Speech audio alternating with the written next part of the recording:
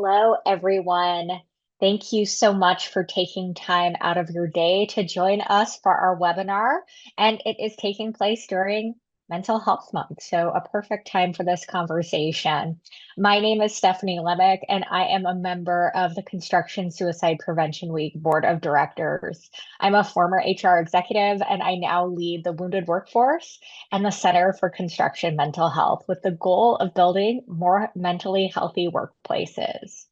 What started as a regional initiative in Kansas City in 2019 has grown to a nationwide effort to bring awareness to the epidemic of suicide in the construction industry with a goal of saving lives. In 2025, more than 700 organizations representing nearly 500,000 workers across nearly all 50 states and U.S. territories participated in Construction Suicide Prevention Week, and we are already on track to exceed those numbers this year. If you have not already, please be sure to register your company's participation on our website to receive your OSHA recognized certificate, and that you can find at www.constructionsuicideprevention.com. With nearly 8.3 million people employed in construction in the US and far more worldwide, we still have more people who need to access the tools that could save a life and reverse the trend that has placed construction as an industry with one of the highest rates of death by suicide. The Construction Suicide Prevention Week initiative provides free resources to people in and around the construction industry to help them start conversations, hold stand downs, events, and share information with colleagues who may be struggling. Our goal is to put more tools in the hands of people who build our communities. And this webinar is one of those resources we're proud to be able to provide. We want to be interactive, so please feel free to submit questions to the chat or Q&A, and we will make sure, as a moderator, I'm going to keep an eye on the time to make sure we do get a chance to talk about the questions that you have as well. But let's actually dig into today's program. And I am so grateful to have two incredible people joining us today. Our speakers today are Meredith Baciak and Sarah Warhaftig.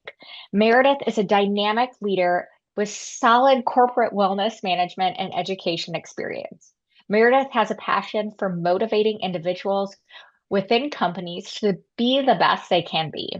By applying her exercise and sports management background, her love of workplace culture, and her passion for positivity in people, she is highly motivated to lead others and help them be the best possible version of themselves in a real and relatable way.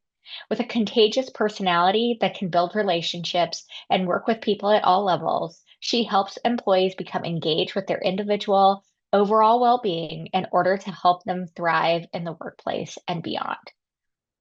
Sarah is dedicated to improving mental health and well-being in the construction and skilled trades industry with a focus on suicide prevention. In 2017, she founded Wellness Tools for the Trades, providing practical resources to support resilience, self-care, and overall wellness, while also mentoring and supporting women in the trades. She is a certified mental health first aid and QPR for construction instructor, trained in assist, stress first aid, and psychological first aid, and serves as a CISM responder. Sarah regularly speaks at industry events nationwide, helping advance mental health awareness across the trades. Please welcome Meredith and Sarah. And I must add, these are two people who are living supporting mental health in the trades, in the workplace, in construction every single day. So I cannot think of two better individuals to have this conversation with. So we are going to jump in, and I've got a list of questions to try and get through. And Meredith and Sarah already know this. I'm a terrible moderator, so sometimes I have to just jump in and offer my thoughts too. So be forewarned, but we'll try and let Meredith and Sarah stay the stars of this conversation.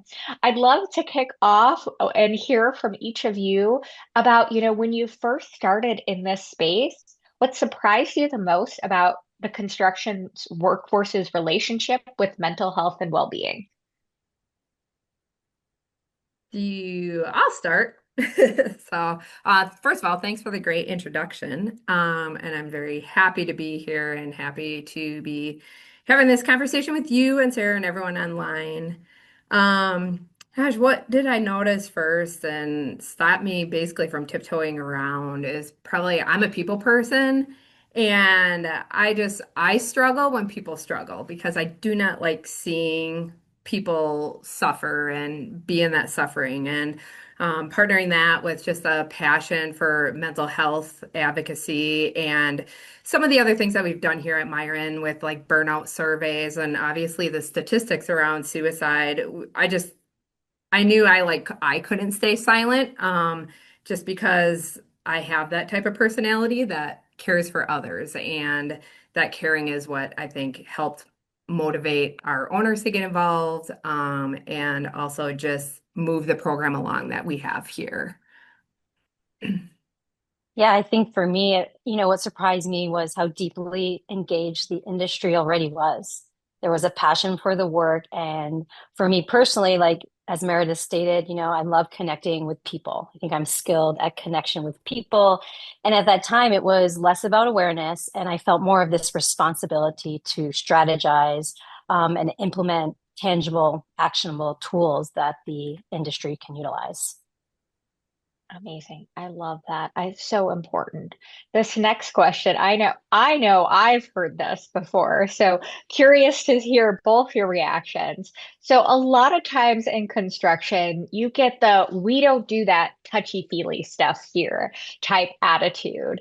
How do you respond to that in the moment without losing the room? How do you respond to that pushback that we get in this industry?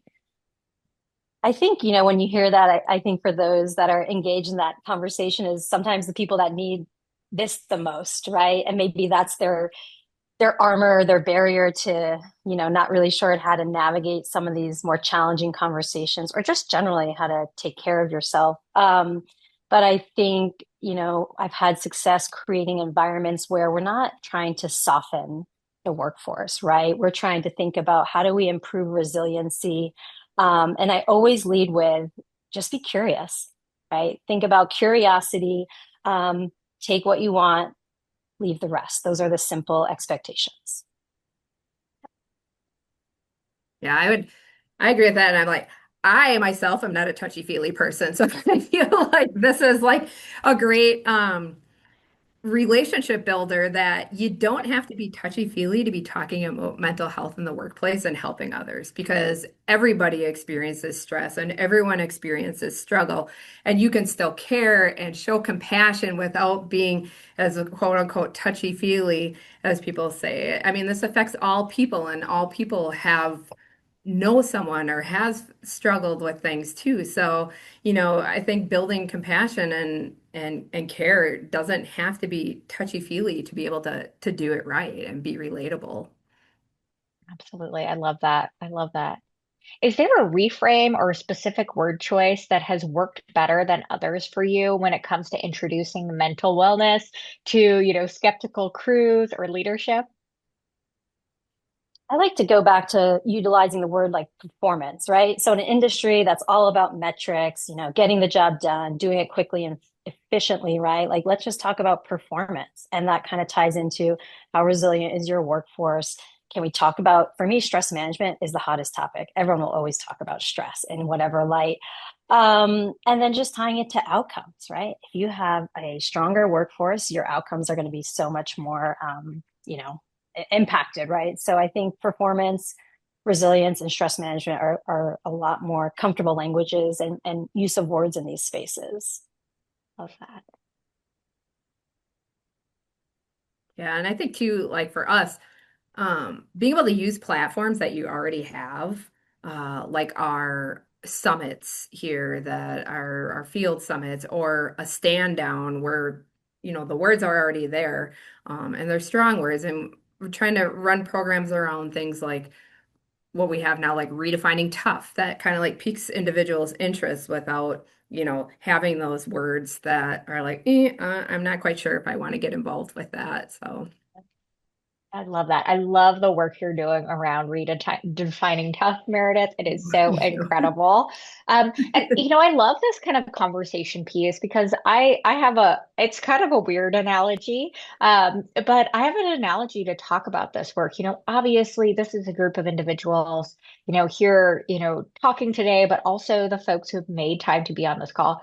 We're dedicated. We're interested in actually making sure that we are preventing suicide in construction. We're having that conversation around suicide. And I kind of equate it to, we've knocked on the front door and said, hey, we want to talk about suicide prevention. And folks are like, hey, come on in. But a lot of people, like close that door. There's a barrier that goes up when we use certain terms, when we talk about suicide prevention, when we talk about substance misuse, when we use the term mental health, even, sometimes that wall goes up or that door closes. And I like to say, you know, I just want to get into the house somehow. So maybe we are, knocking at the back door and talking about redefining tough. Saw someone in the comments saying, let's use the terminology preventative maintenance. Maybe sometimes I joke, I'm ready to jump in the attic window and say, hey, you may never need these resources, but what if your kids' friends need them? I think the thing is it's important to be direct and talk about things like suicide and mental health crises, but it's also okay to find different ways to start the conversation and really change some minds and change the conversation. So I love hearing all of these really practical ideas. And hopefully, folks on the call can take some of them with them. They're kind of trying to get into more people's houses, to get more people involved in the conversation. So, Meredith, I know you've talked about going stealth with some of these wellness initiatives. I know you live wellness inside an organization every day, which is its own set of unique challenges. Can you walk us through what that looks like for you in practice? Yeah, so when I say going stealth, it's kind of what you just said. It's like you need to get into the house somehow. It's not always through the front door. So things like reframing the way that you talk and making it more like construction specific. So if I was to go on a job site and be like, we're all going to practice mindfulness today without them knowing me, or if I go on a job site and say, hey, we're going to work on mental toughness, there's a little different dynamic there.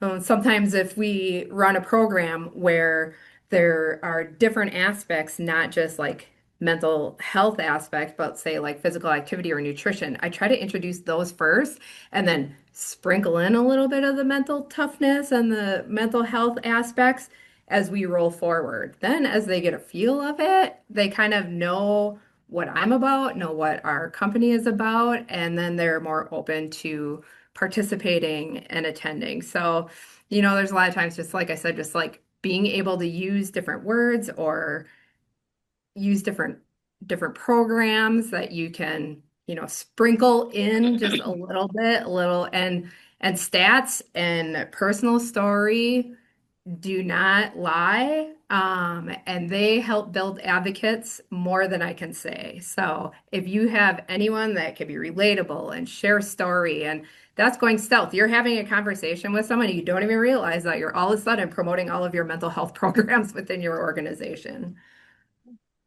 Oh, I love that. I love that so much. Amazing. Sarah, anything you wanted to add on that? Yeah, I mean, I love that analogy you made about there's different avenues and ways in, right? We can call it something else, but we're still getting that same outcome. So my stealth mode is a little bit of, I feel like somewhat of the opposite because like I think about being on site and I'm very present. So I kind of want to make that known that I'm part of the team in a very unique way and role. And so I'm not quiet, I'm not in hiding. I'm very much in the day to day so that when I can have casual conversations, start lowering that barrier. So when someone truly needs to come to me for that higher level of support, we've already had that connection. We're already able to communicate. They know, oh, there's Sarah, right? She's a friendly face on site. She's there to support. So my stealth mode is a little bit more like I'm here, ready to be here, ready to be part of the team. I love that. That's amazing. Amazing. So I know when we talked about having this session, it was so important to all of us to actually talk about things that we can do, things that we can take with us. We want action items for folks on the call and folks out in the field. So I would love to hear from each of you. What does a realistic, low barrier well-being habit look like on the job site? Not necessarily a program, but really just a habit that we can think about implementing. I was going to go with what Meredith had shared, going onto site and talking about mindfulness or breathing or yoga, right? Like that could truly kind of scare people away. So when I think of habits, whether it's at, mass safety meeting in front of 300 people or going into a superintendent meeting, I'm a big believer in grounding, getting out of the mind, getting into the body, right? And so it's low risk. I might just ask you to roll your shoulders back a little bit. Maybe we take a couple of deep breaths, kind of really centers us in on the day. And they do it and they engage with it, right? It's it's low risk. And then always it's a conversation. So you look to your left, you look to your right, you have a conversation with that person standing next to you.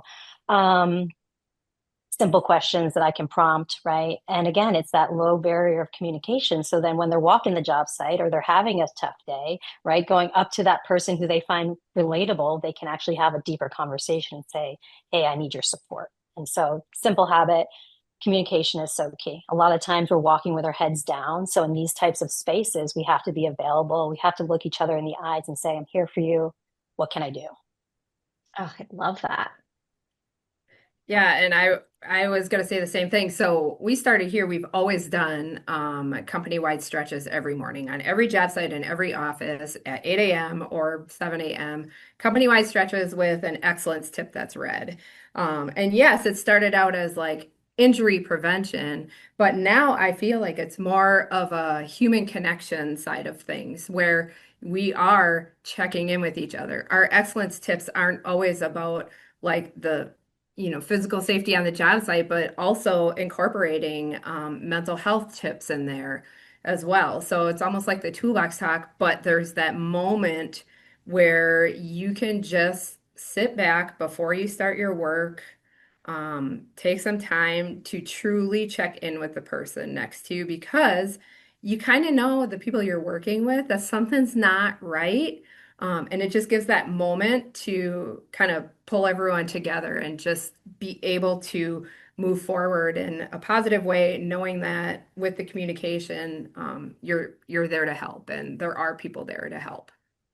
I love that. And one thing that it kind of makes me bananas is I think we're terrible in construction and actually recognizing some of the great things we naturally do that support mental health and well-being. And stretch and flex, stretches, that morning stretch is one of those things. If you are doing that, you are already doing something that can be something that supports well-being in a variety of different ways. And I love what you said, Meredith. It's kind of that evolution of, we did the stretches initially to support safety, and they're still doing that. But also it becomes something different. It becomes an opportunity to talk about excellence, to do what Sarah says, to build those connections, to do something more. So if that's something you're already doing on your job site, which I bet you are, that could be something where you can look to build on it and it can feel more natural than kind of trying to add in a program and everyone, rolls their eyes at you. So I love hearing that. One of the things I love to talk about because it's easy, it's free, and we all do it anyway, is talking about breathing as a simple habit. I know that a lot of times things can get stressful on job sites, things can get heated, and so incorporating breath work can be incredibly easy for folks to do. So I love box breathing, but even just encouraging people to take a deep breath can be something super powerful. And just even doing it for yourself when someone's got you all wound up can be incredibly powerful as well. So, Sarah, I know a lot of your work focuses specifically on tradeswomen. I was just watching a video of some of the great work you're doing out in California with the unions there. It's incredible. And doing some one-on-one coaching as well. What gaps does this model fill for, things that the traditional programs might miss? Yeah, for sure. Well, first of all, I need to shout out like women in the trades, women in construction, right? That silent applause. I feel so privileged to kind of walk side by side with women. Wellness Tools for the Trades was built or kind of discovered. And the inspiration was from Madison Hull. She's now the Deputy Chief of Staff of the International Unions and Painters and Allied Trades, and saw this vision. And so to be able to work with women in the trades, know that they face their own unique, set of barriers. We decided to pilot this one-on-one coaching program with an incredible group of iron workers in LA.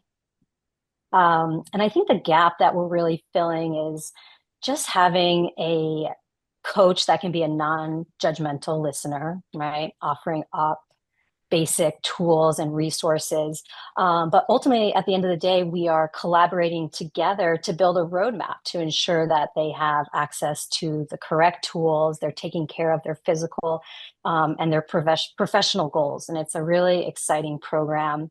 And it's really incredible to see their growth, and not just in an industry standpoint, right? There's a lot of room for growth for women in the trades.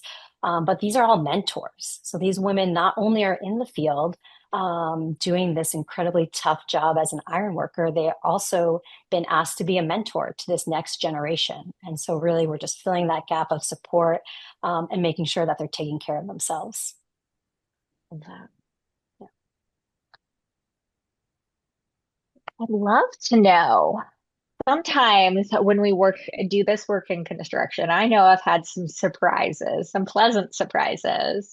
Let's talk about some pleasant surprises. Who has surprised you the most as a champion for mental wellness in construction? A foreman, a superintendent, someone else? Who's that person you think of and you're like, wow, this is a surprise advocate, but I love it.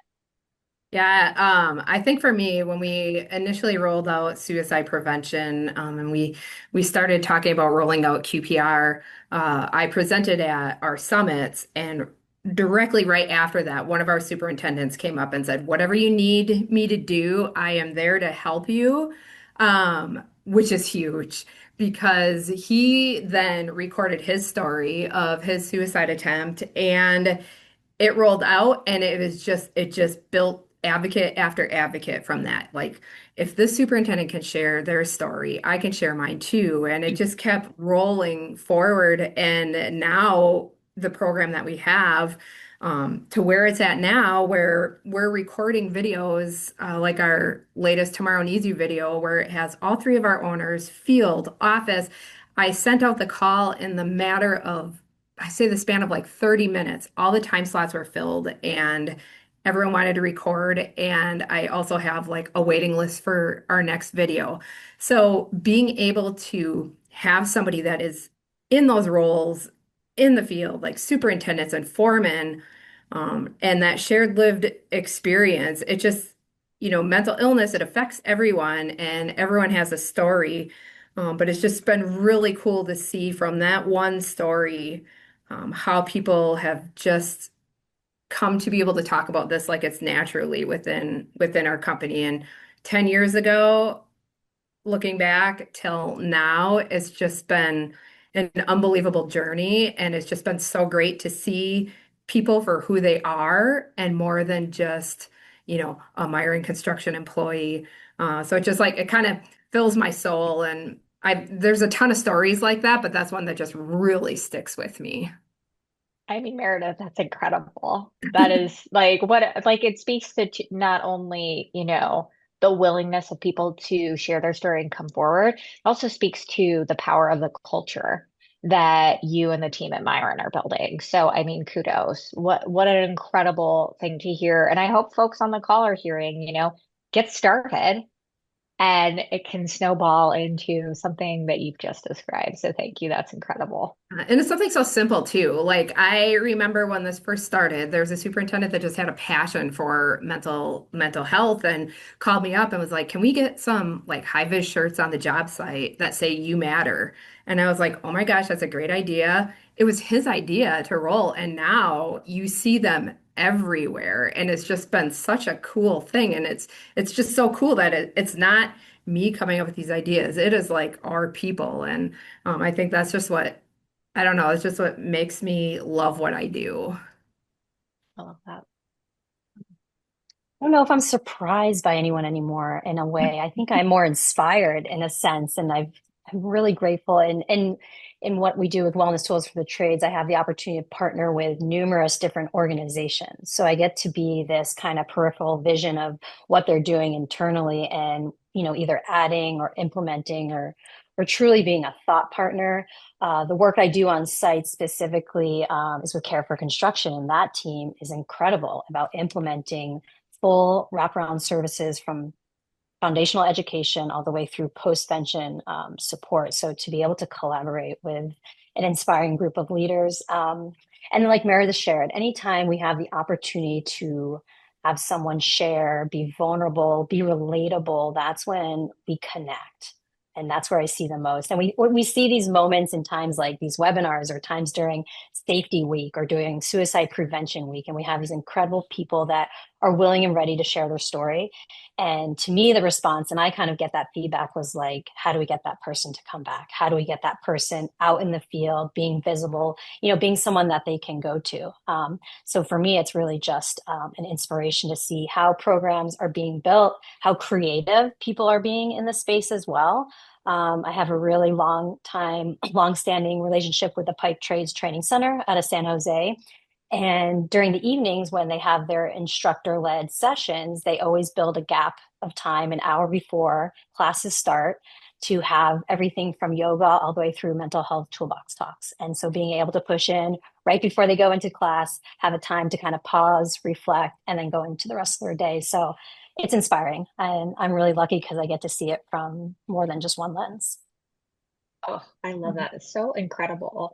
One thing that's been really just awesome for me is I've been doing a lot of work with training and talking about mental health and kind of that first level mental health, a lot of foreman and superintendent groups over the course of the last 6 months or so.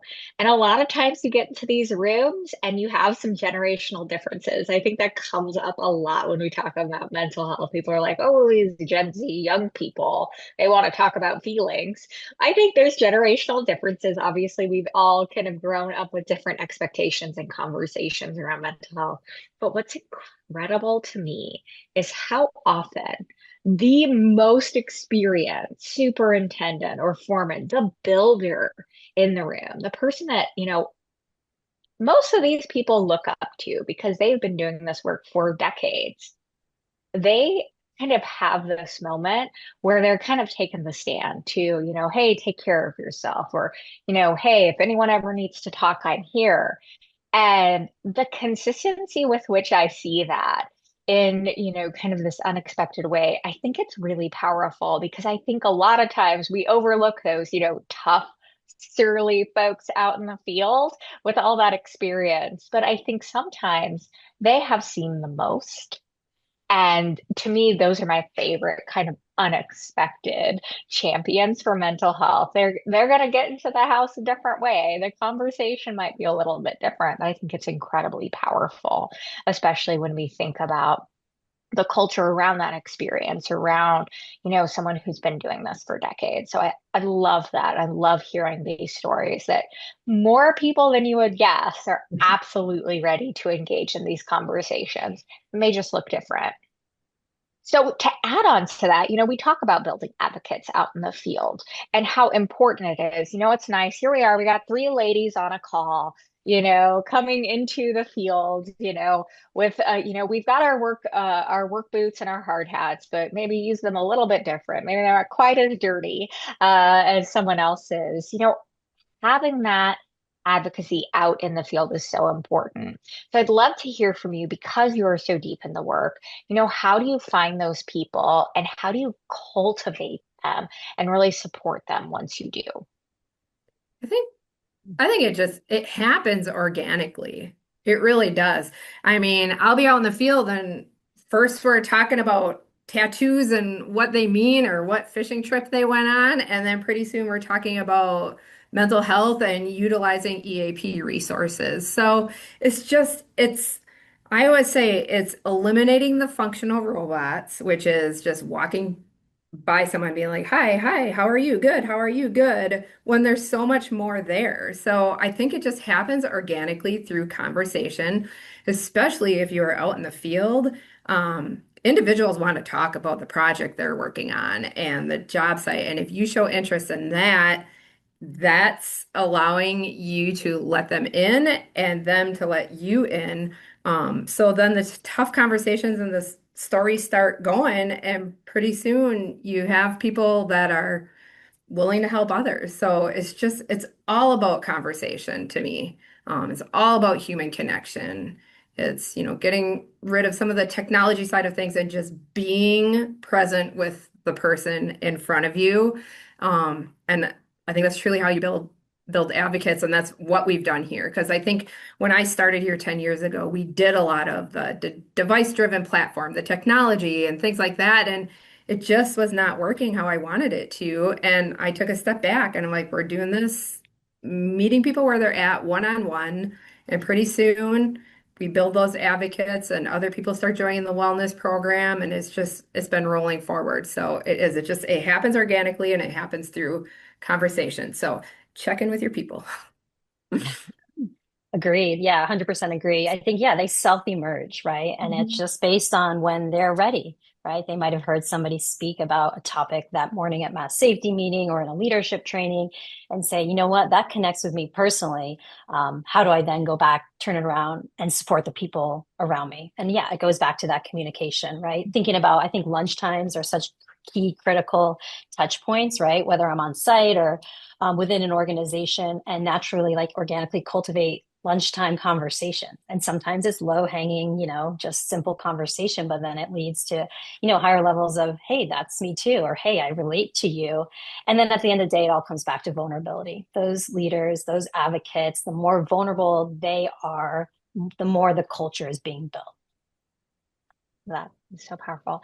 And then what I love what I'm hearing, I hear two things that you're talking about that I think are really powerful. One is like my a favorite thing to harp on when we talk about construction mental health is the connection.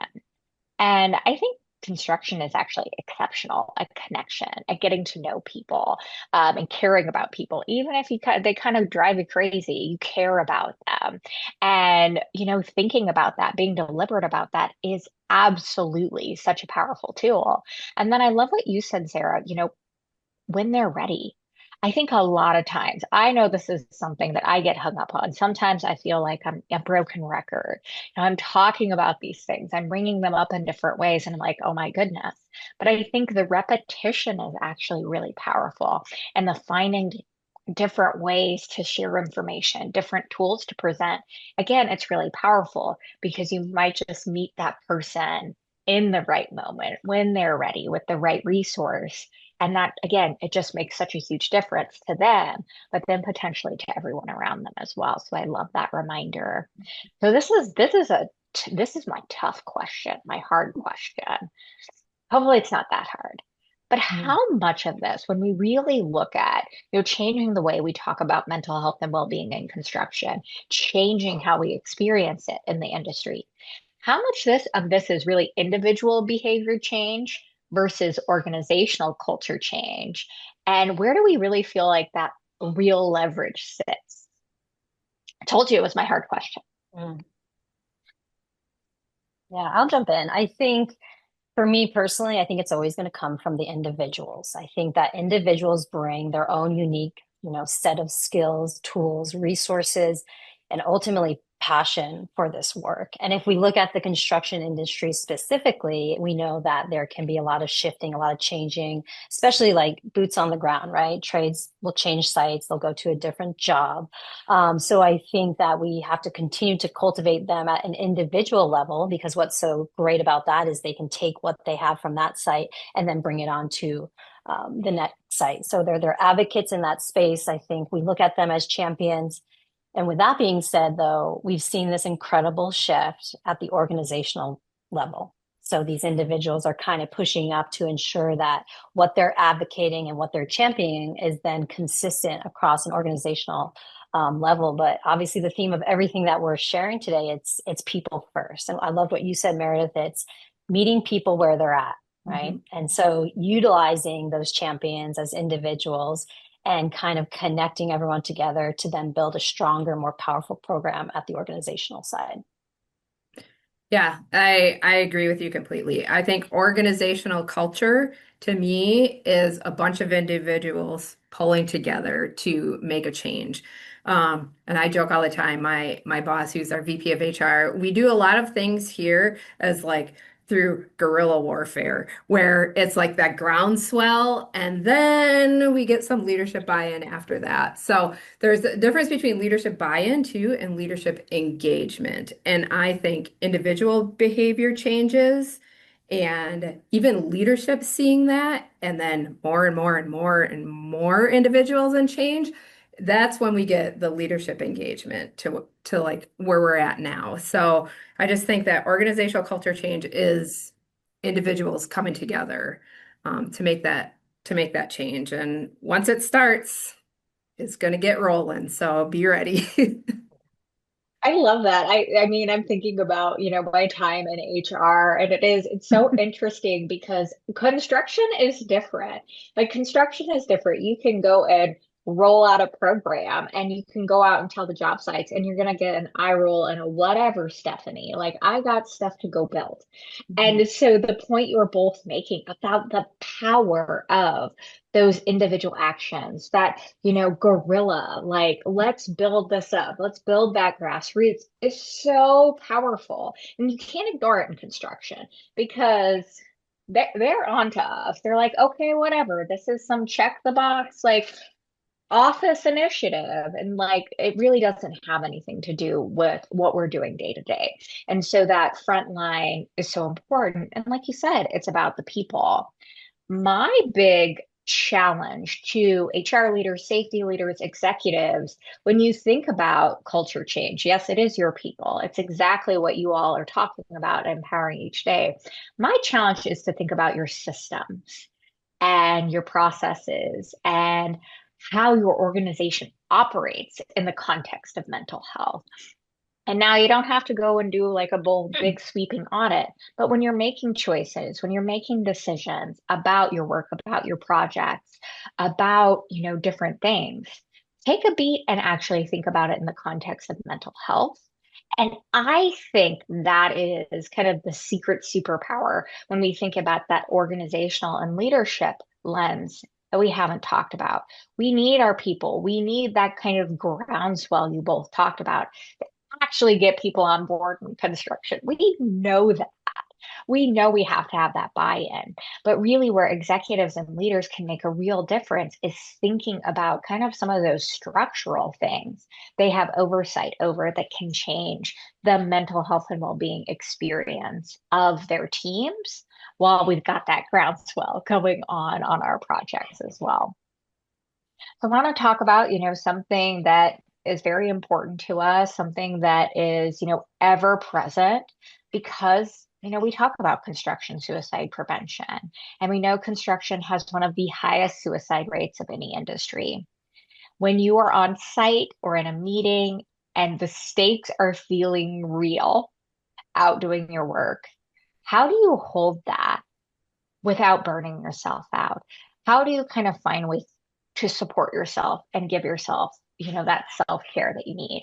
And this is an important one to listen to for our folks on the call, because I know we have a group of people on this call who are doing some of the hardest and most important work, finding ways to support people, to help prevent suicide, to have some of the most challenging conversations.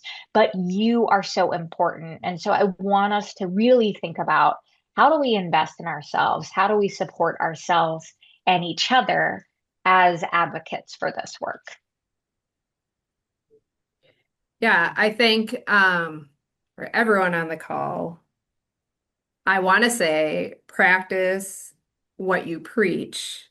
However, if you are a provider, it's very difficult sometimes to do that. And I will admit, I am not the greatest at that. So, being totally real, because that's how I am, um, it's it's a practice that you have to do for yourself on self-care. So, making sure that you're exercising, making sure that you're eating right, getting enough sleep, going to therapy, all of that. And I look at it as like I am here and have to take care of myself. One, so that when people come to me with questions about like, I want to use EAP, what does it look like? And you'll be able to know the answers. But two, you cannot help somebody if you are down and out and struggling yourself and not taking care of yourself. So taking care of yourself first is important to be able to take care of others. And then just a reminder that you can only help people who want to be helped. You could try your hardest, but they still have to be willing to accept the help. And that's sometimes where I struggle is like I want to give and I want to do this and I want to help, but they still have to be able to want the help. So if you've done everything that you possibly can, you have to sometimes leave that door open. It's not always the front door because many times they'll utilize the resources and the services that you provide at a later date. I've had individuals utilize EAP and call the number 3 years after I've given it to them. But I think it's just a matter of educating others, but educating it in a way that you're also taking care of yourself. So protect your peace, and always know that you need to be able to like make sure that you are good before you can help others. Yeah, such a pertinent question. I've been in like intense provider mode the last 3 days for full transparency. So I'm glad you asked this question, Stephanie. And like you, Meredith, I'm not always good at this part of the work. And because we want to support everyone and when needs come up, we want to be like the super women of the world. And what I'm learning is, okay, I do a lot of pausing. I've been trying to pause. That's like my one little skill. I'm trying to recognize, pause, think about what do I have control over, right? What is my true responsibility in this moment? And then how do I reach out to my allies and my team and still fulfill that responsibility if I've reached my capacity? And I think, I have shifted the language around self care to talk more about resiliency because self care is hard. We don't always have the amount of time or the luxuries of what truly self care is. So for me, building in 5 to 10 minutes of resilience practice, and that can be simple like breath work, that can be yoga, that can be like people to people connection and communication. But at the end of the day, I do want to honor my responsibility, but my true responsibility is that I have to take care of myself, right? I'm leading to support. And if I don't have, a full tank, then I'm not going to be able to serve or support the communities that I work with. So really trying to, again, advocate for what I'm telling them to do. I always encourage them to turn the mirror on me and make sure that I'm doing the same. And so a lot of them do, and they hold me accountable. And like you said, Stephanie, this is why I love the industry. They're open. They want to connect. They want to talk, right? They come up to me and they say, Sarah, are you good? They check on me sometimes more often than I check on them. And they hold me accountable. They said, Sarah, are you breathing? Are you stretching, right? Are you taking care of your sleep and all of that? So, yeah, there's a lot of really great simple tools. I always say keep it simple. You need 5 to 10 minutes, build in some resiliency, do something that you can reset yourself for the rest of the day.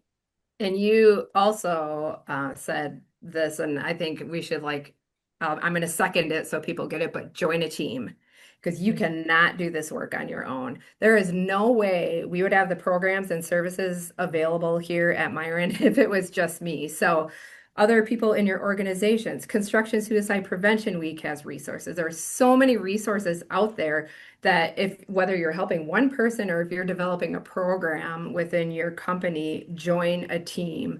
I always say, take the stuff that I provide as resources and use it in your organization because this is one topic that we cannot be competitors on. We have to come together as a team.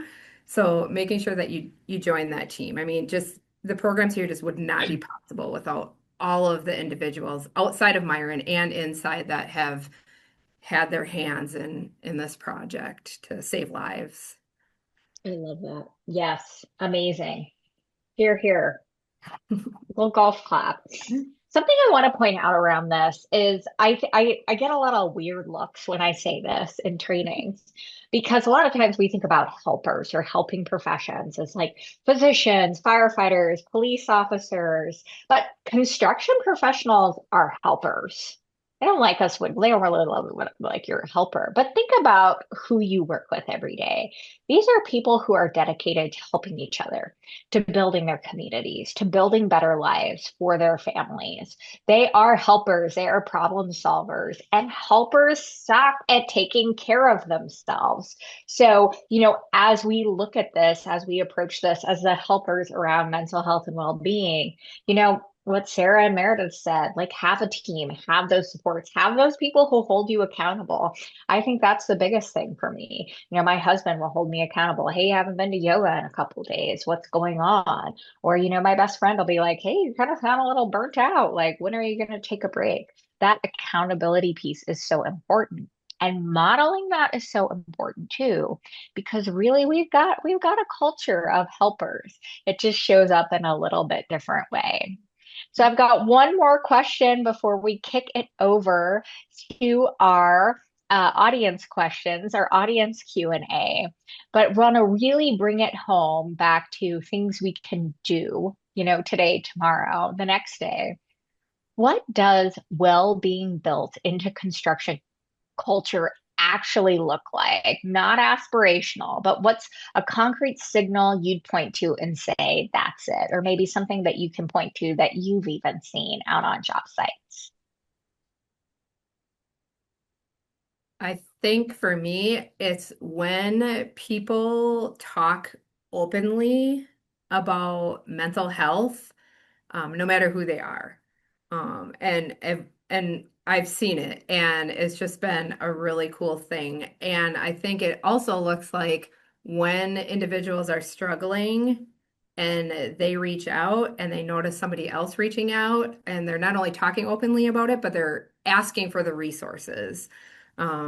That's when I know we're breaking down those walls and eliminating that stigma, that we're talking about more than just like, hey, what's going on tonight after work? But like they're truly checking in with each other, and they're checking in and asking more than just how are you? They're asking some of those tough questions that you can't just answer with a good. Yeah, and I think it's consistent communication. That language stays the same. And again, each organization is going to have their own, unique set of language to utilize around this. Yeah, and I just think, it's almost, it sounds like almost silly, but like people smiling, excited to be there, people working out in the field and in the office, right? It's tough. Like this work is tough, long hours. Sometimes it's almost visceral. You can feel that there's a strong culture, right? They have people to lean on. Um, Organizationally, it's not just like the one-off, like Stephanie, you said, check the box, right? It's not checking any boxes. It's implementation, something that's happening even just weekly or monthly, but it's consistent. People know they have something to truly look forward to, and that they have a team in place to be able to be supportive. I love it. Thank you both so much. I am going to go ahead and open it up to questions for our audience. I've got the chat open, so ready to we'll put Meredith and Sarah on the hot seat. I'll get on the hot seat too. But would love to hear questions from the audience if anyone has any. I am not seeing any questions come through, but there are a couple of good comments I want to highlight. So Alicia shared that, this is the first time she heard the approach of actually, getting buy-in from people in the field, individuals first. And I love how powerful that is. So I love, how that comes through. And, John mentioned if you're trying to help someone who doesn't want to help, you could be using that time to support someone who wants help. So kind of trying to find that balance is part of it as well. Um, Question here, where can I get info on the stretching programs you are using? Email me. Yeah, same. Yeah. I can get you all our information. So, yep, definitely email me. Yeah. I Amazing. design I Perfect. design my own. So just unique settings and things that you want to accomplish and just whip up something quick to suit the need of who's in the room. Yep. I love that. That's incredible. Amazing.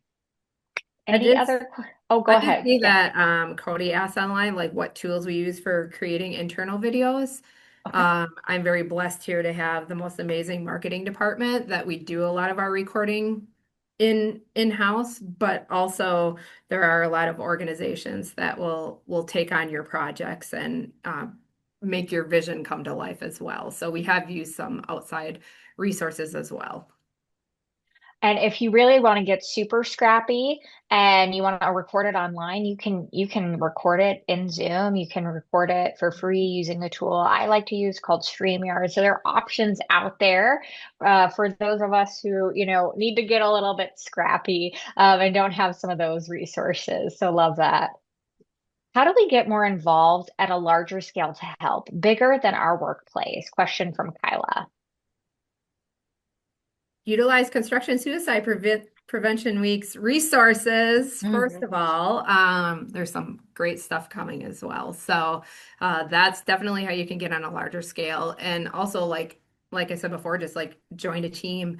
There's a lot of great organizations out there, more than just construction specific. Your NAMI resources, even 988 has just a ton of resources, free resources, cards, pamphlets, stickers, you name it, you can order it all. I have ordered it all. So any there's a lot out there that you can use. Absolutely. And so I know I say you said questions to volunteer. I would really look for, like Meredith said, some of those local opportunities. I know there are a lot of hikes for hope going on, or some have just wrapped up. That's a great way to get involved. Get involved and connect with different resources, get involved in local chapters. I mean, the Builders chapter of the AGC, doing this amazing work, Construction Suicide Prevention Week. Sign up, take the pledge for Construction Suicide Prevention Week, volunteer to, lead Construction Suicide Prevention Week at your organization. You can do both of those things for free and really start to build that within your organization as well. There are tons of opportunities. And certainly if you're interested, I'm always happy to kind of chat with anyone if you want to shoot me an email and have those conversations and see if we can get you connected to opportunities. Because like Meredith said, there's a bunch of us that want to help and want to work together as a team. So, what are monthly things we can do that are consistent, like you were saying at the end of the talk? So, kind of some of those monthly, kind of consistent things we can pull in for our teams. Yeah, I love that. This is my favorite part of the work. If we think about organizations that maybe are truly trying to get started or think about, bringing wellness programs, I think definitely a needs assessment, like who's in your room, who do you want to reach, right? What's the existing culture? And then kind of, I always say start low level, right? We talk about mental wellness. What does that look like? Super passionate about looking at mental wellness from the 8 dimensions of wellness. So we're not just talking about mental health, we're talking about our financial health, our emotional health, our community. And this is a really unique way to start any conversation. It's like the gateway conversation to talking about some deeper topics around mental health and suicide prevention. So feel free to reach out. Happy to share some monthly talks that I've implemented. But yeah, just getting started, putting down something foundationally that will get people conversating. Mm-hmm. I've got a great question here. I think this is more common than we may realize. We have small groups, 5 groups of 20 or less in different areas, trying to think of things to do with them that would raise awareness monthly or quarterly, and not be too pushy. We know we want to kind of avoid that pushy thing that we get. Yeah, well, we have a lot here. We have a lot of outer offices too. So we have 8 outer offices and then our yard. So I do run into this. I always make it, whatever we do, a challenge or a presentation that it is accessible for those at the outer locations. So one of the biggest things is that they're able to print off the information, they're able to utilize the checklist, they're able to participate at their locations as well. And then if you yourself can get out to those locations, that's key too. Just making sure that your face is there, that you're there to help encourage others to participate in the activities and the programs that you have going on as well. I have another great question on the videos, and I think this counts for videos and other resources. Any tips on disseminating the videos to your company or disseminating kind of mental health resources to your company? I'll tell you my favorite idea is slap a QR code up in your porta john or your porta potty. But I'll turn it over to Meredith and Sarah for their tips as well. Yeah, I love that. I think that's one of the and the hard hat, right? Remember hard hats for people out, that's like their safety. That's their safety net. So getting creative, people love stuff. What can you give away that has resources? And one of the earlier questions about, people are only going to get the help if they want to, but we can be pleasantly persistent. And sometimes that comes with resources, just like, hey, I'm just going to slide this over your desk or at your toolbox, right? And making it fun, creative, because they might use it one day. It might be the next day, it might be 2 years from now, but yeah, get creative. I love QR codes. Hmm. Yeah, I agree with that. And to take a lot of different avenues because everyone learns in a different way. So whether it's word of mouth, whether it's newsletters, whether it's like content to be able to print off, we have safety helmet stickers that have our QR code to our mental health hub, which has our videos. With the latest video, the most traction that we've gotten is on our email signature. There's a button where you could just click on it and it goes right to the video. That's been huge because for me, if I was to post another thing in the job trailer, individuals might see it, but it's being able to communicate that. And then if you can get out to any of the job sites or anywhere when we do like our stand downs and be able to talk to a group right in front of them and communicate it out that way, and then have the resources on hand too. I love that. This next question, I love it. I think it's probably the last question we have time for, and it is a great one. What is the best way to set tone around mental health for the next generation of construction professionals entering the field? How can we help prepare them before they even start the work? Yeah, I love that. I think this is where the real work can truly happen, right? We're looking at an incredibly intelligent next generation. I think, we shared this earlier that, I think this generation has sometimes a little bit more of an open, maybe mindset to talk about mental health, to talk about wellness. What's so unique about the construction industry is that there's four different generations currently working, right? How amazing is that? And so I think for this generation entering, especially around mental health, foundational education, preparing them that they are going into a demanding and tough field. So, how do we ensure that they're going to take care of themselves first and still be able to perform in a really highly skilled job? And also, I think, lastly, communication. Again, going back to communication. How do we get this young 18 or 19-year-old able to then communicate with maybe this retiree kind of out the door? So I think that's an interesting kind of gap of people. And so the more that we can collectively prepare them to know how to communicate, know how to kind of lean in and know how to use their voice and to be advocates, right? There's going to be a lot of people that are more experienced, right? More seasoned, but giving them the tools to say, I'm here too. And I have something to add. Yeah, I love that. Like, I'm all about mentoring, and we're all about mentoring here, whether it's interns or apprentice, wherever it falls, mentoring and sharing that experience of what you've gone through is huge. And the other thing that I tell a lot of people when I present is like we use the words we don't do that anymore, especially when it comes around like mental health in the construction industry and staying quiet. So like all the programs like redefining tough, it's like we don't talk like this anymore. We don't harbor and hold our feelings in anymore. We don't do this anymore. And the more you can communicate that before they get into the job, you're just like I said, you're just breaking down those walls and getting into the house through a whole wall. I love You love that. it. One thing for me, this comes up a lot, and it's a little bit of a switcheroo because I think I will start talking to groups a lot of times, and you hear it's like Kim Kardashian has gotten into our superintendents, and they're like, they just don't want to work anymore. These kids aren't tough. These people, they have a different attitude. And what I always say is I love to reframe this.